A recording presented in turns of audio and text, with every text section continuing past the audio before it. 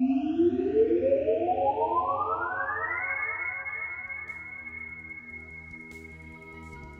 again! Today we're talking about lasers. Wait, no we're not. How'd that get in there? I mean, it'd be awesome if we were talking about lasers, but we're not.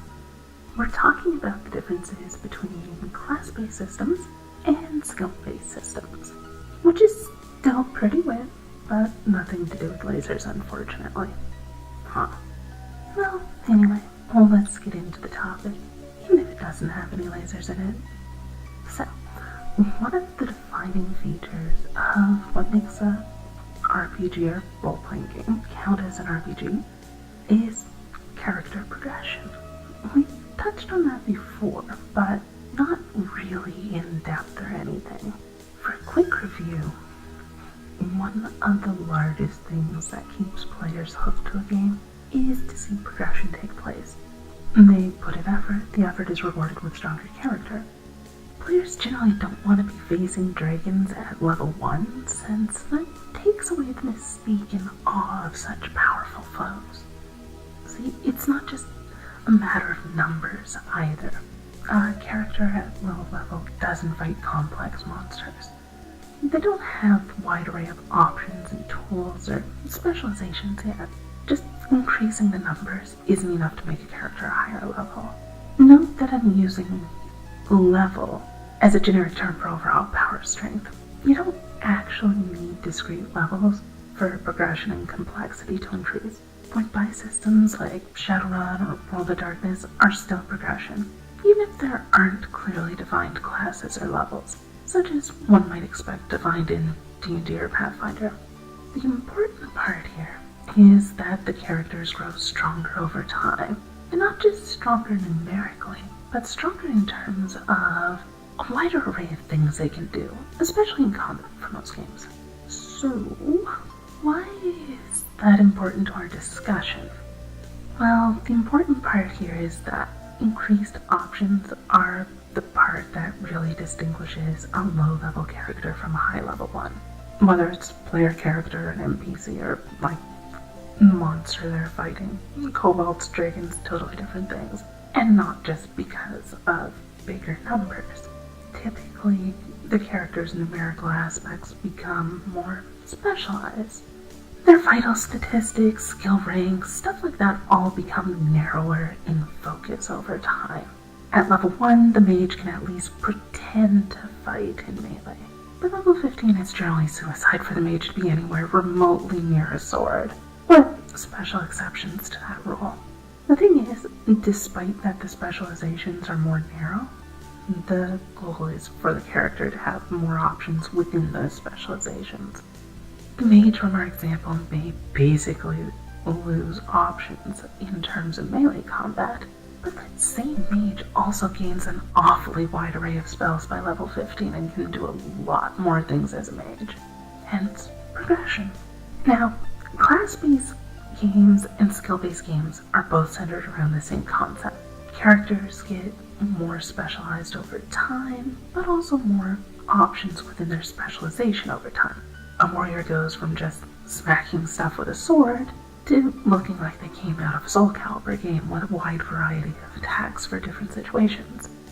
The only real difference between these two is whether the power of the character is held together in a class, such as our Major Warrior, where all their strength and versatility is presented in a limited package with restrictions on what the class can do, or if they get their power from more open-ended choices, such as point-buy systems or skills that any character can pick. Now, this dichotomy is much like that of writing open-world or linear storylines, so let me split off for a moment here. When it comes to writing for games, the more linear the game is, the more the writer knows of what happens.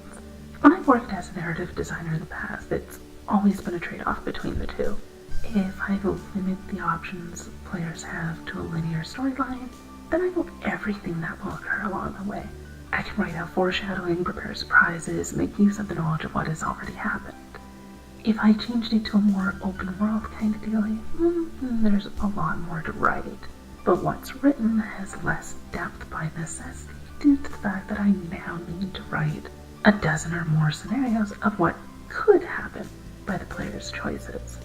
Each choice means I know less about what has actually happened, and am therefore limited further in what I can prepare for such. Now there are clever ways that one can get around such, and it's possible to keep things interesting even in a very large open world.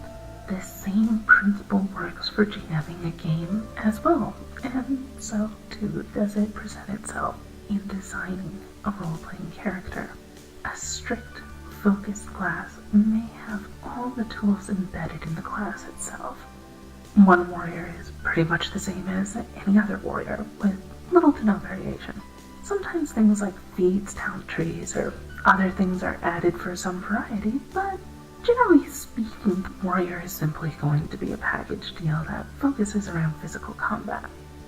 This can be a good thing in that it means the game designer knows roughly how powerful every warrior is at every level, both in comparison to the monsters, but also to other classes and even their own class at different levels. It's controlled, understood, easy to manage. The designer has all the tools at his fingertips to adjust and tweak the one class that becomes too strong or too weak in various situations. The skill-based game is a whole different beast entirely. In this setup, each character is very open-ended, with the bulk of their power and options stemming from skills that anyone can learn to use. Since everyone has equal capacity to gain the skills, you're stuck with a bit of a problem when it comes to balance. If one build is specifically too strong or too weak, then making even minor tweaks to the skills that cause such will almost guarantee strengthen or weaken those same skills in undesirable ways to other builds which were perfectly balanced otherwise. Instead of just affecting the one class you want to change, you affect all classes, even if they're not segregated off into discrete classes. Now this is a very important difference to understand. Classes give less potential options, but they also make it easier to balance. If you have the pinpoint accuracy like a laser, hey, there's lasers in this discussion after all. Sweet, who'd have thunk it? Right, if you have the accuracy of a laser, then you can manipulate a class on a very fine-tuned level semi-safely. The worst case scenario is that you screw up the one class instead of all classes. There's another aspect to this as well. Much like how the linear story can provide a more in-depth look at limited circumstances instead of a generalized view of a wider range of circumstances, by adding a class, you can create more unique and specific abilities, since you only have to balance them against their own class. That warrior from earlier can be given very specialized abilities rather easily, and that helps to make the warrior seem much more interesting. In a skill-based system, you tend to find that the more unique stuff has to be cut back on because it has to be balanced against everything else in the game, not just single class. It's like a spider's web. Step on one strand and you send vibrations through the entire web. You can't realistically keep it balanced and fair over the entire spectrum without having abilities which tend to have a simplified form, or for there to be fewer of them in total. So, what's our verdict here then? It sounds like I'm leaning heavily towards class-based games, doesn't it? Well, I kind of am and I'm kind of not. I mean, look at my own game, Saorsa. It uses a combination of both skill-based and class-based mechanics. See, both of these have their advantages and disadvantages. Skills are difficult to balance, but they also give players a lot of options towards modeling the character they play into the character they want to play. Classes are much easier to make more unique aspects, however, and are vastly easier to balance. So really, the answer comes down less to preference and more to personal skill level as a designer. See, class-based systems are the easiest for new designers to work with. Skill-based systems are more complex, but they have their advantages and even their downsides can be managed with a greater understanding of the design principles that go into them. Merging and blending the two is a highly complex thing to do effectively, but can very much so grant you the best of both worlds. So why not both? Simply put, it's pain to do.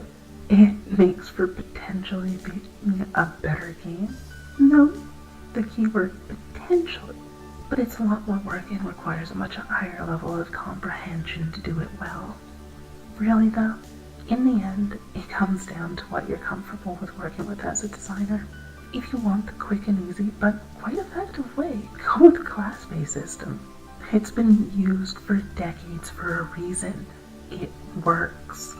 If you want something that gives players more options which are weaker individually, but gives more fine-tuned control to the player overall, then a skill-based system works very well. If you're an obsessive perfectionist and want to massively increase your workload and drive yourself insane, take the best of both worlds by merging them together. It can work wonders for everything but your physical and mental health. Anyway, that's basically it for today's episode. So, do whatever it is you do at the end of these videos, and I'll see you next time.